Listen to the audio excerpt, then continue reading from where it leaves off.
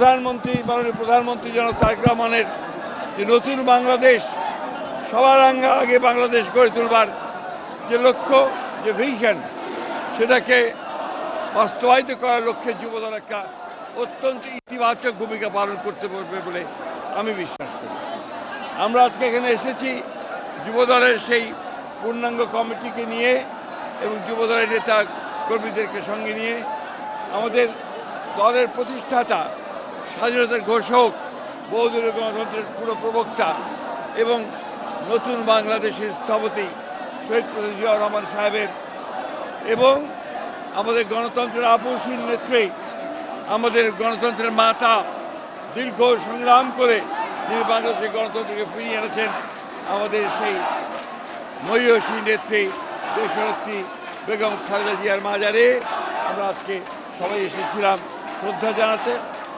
আমরা পুষ্পস্তবক অর্পণ করেছি এবং এখানে দোয়া করেছি পরমময় আল্লাহ তার কাছে যে আল্লাহ তাআলা যেন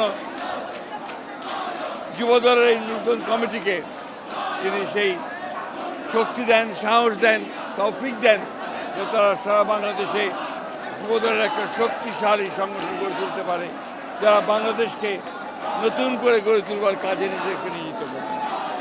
বর্তমান বাংলাদেশ সরকারের একটা নীতি হচ্ছে যুবককে তারা সামনে আনতে চান, তরুণদেরকে সামনে আনতে চান এবং তারুণ্যের হাতেই বাংলাদেশের উন্নয়ন নির্ভর করছে।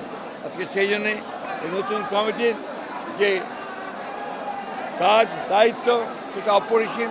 আমরা বিশ্বাস করি তারা আমাদের দেশনায়ক, আমাদের নতুন বাংলাদেশের নেতা, ডাইনামিক লিডার তারেক রহমান সাহেবের নেতৃত্বে সামনের দিকে এগিয়ে যাবে, বাংলাদেশকে একটি অপ্রতিদ্বন্দ্বী একটা রাষ্ট্রে পরিণত করতে সক্ষম হবে।